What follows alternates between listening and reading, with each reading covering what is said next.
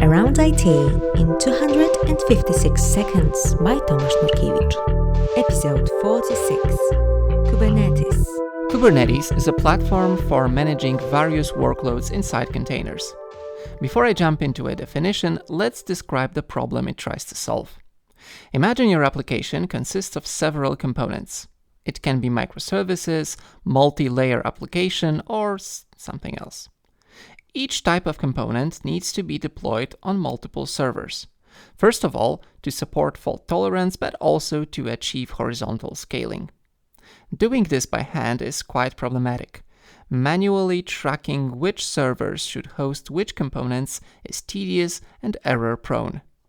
You need to take into account CPU and memory requirements of each component, discoverability, where each component is located, provisioning, like different components need different libraries and packages, scaling out and migrating from broken servers, and so on and so forth. This sounds like too much work. All you want is to deploy a backend, a message queue, and a database with some redundancy. The first step to tackle this chaos is containerizing everything. You may use Docker for that, but Kubernetes supports other container technologies these days. Once you have containers everywhere, Kubernetes can take care of the rest. Of course, after you write a ton of YAML configuration.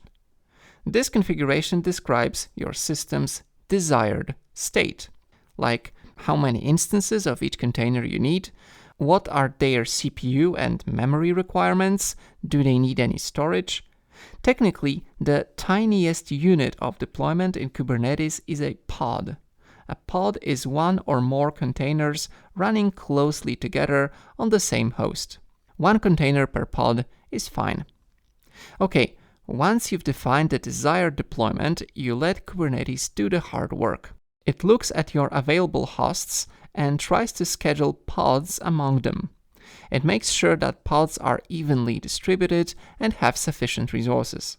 It also does some DNS magic so that pods can see each other.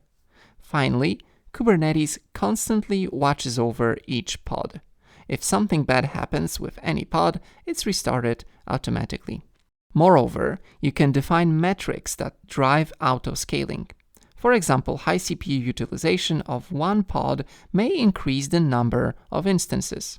Kubernetes also handles deployments gracefully. Downtime during deployment is a thing of the past. The platform first deploys a bunch of instances with the new version. Only when they boot successfully and are healthy, it shuts down the old version. Clients won't notice, assuming your code is backward compatible.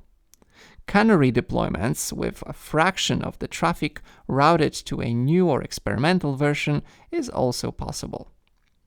Scheduling and scaling stateless containers is simple. If your application dies, it's redeployed transparently. Most of the time, you don't really care about out-of-memory errors or network issues. If they are occasional, you just let Kubernetes do the restart for you. Individual instances are expandable rather than cured. It's much more complex when your container needs state. Databases or message brokers need persistent, safe storage. In that case, you can either use so-called stateful sets or take advantage of hosted databases as a service. By the way, every major cloud platform has Kubernetes support, so you don't have to maintain Kubernetes cluster yourself. It's actually quite a lot of work. That's it. Thanks for listening. Bye.